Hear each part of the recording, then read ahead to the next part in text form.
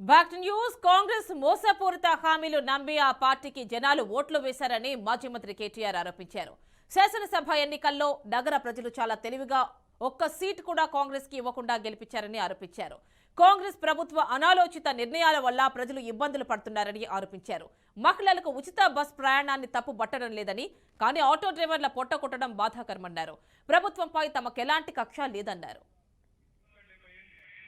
తెలంగాణ తెచ్చిన నాయకుడు అట్లాంటి నాయకులు కూడా పట్టుకొని ఇలా నోటికి వచ్చిన బూతులు ఇదే వైఖరి కొనసాగితే రేవంత్ రెడ్డి గారు మాకు కూడా భాష వస్తుంది, మాకు కూడా నోరుంది, మాకు కూడా ఎట్లా ప్రయోగించాలనో ఎట్లా విమర్శ చేయాలనో నీ భాషలో నీకు ఎట్లా సమాధానం చెప్పాలనో మాకు కూడా తెలుసు.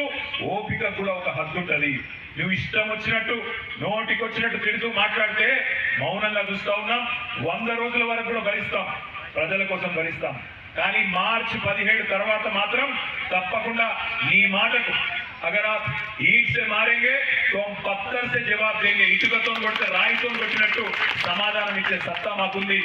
కేసీఆర్ గారికి దాదాపుగా 70 ఏళ్ళు. తెలంగాణ మహాలక్ష్మి అనే కార్యక్రమం చేస్తున్నాం. నెలకు ప్రతి మహిళకు 2500 రూపాయలు జమ చేస్తామన్నారు. కోడళ్లకు 2500, అత్తలుంటే 4000 రూపాయల పెన్షన్ కూడా ఇంటింటికి ఇస్తామని చెప్పారు. చెప్పిందా లేదా? మీకు వచ్చినాయి కార్డులు, గ్యారంటీ కార్డులు? పైసలు రాలేదు, గ్యారంటీ కార్డులు వచ్చినాయి అంటున్నా. అందుకే ఇవాళ రాష్ట్రంలో 1,57,00,000 మంది ఆడబిడ్డలు, 18 ఏళ్లు నిండిన ఆడబిడ్డలందరూ ఎదురు చూస్తా ఉన్నారు.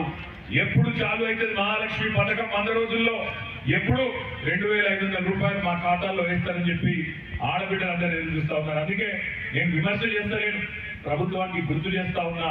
ఎందుకంటే మార్చి 17 నాడు 100 రోజులు నిండుతాయి ప్రభుత్వానికి. 100 రోజుల్లో మీరు ఇస్తారన్న హామీలు నిలబెట్టుకోండి. ఆ తర్వాత మీరు ఇంకా చాలా చెప్పినారు. 100 రోజుల్లోనేమో 6 గ్యారంటీలు, మిగతా 5 సంవత్సరాల్లో 420 హామీలు, పెద్ద పెద్ద హామీలు ఇచ్చినారు. ఇంటింటికి ఆ 420 హామీల పుస్తకాన్ని ఇంటింటికి పంపిస్తాం.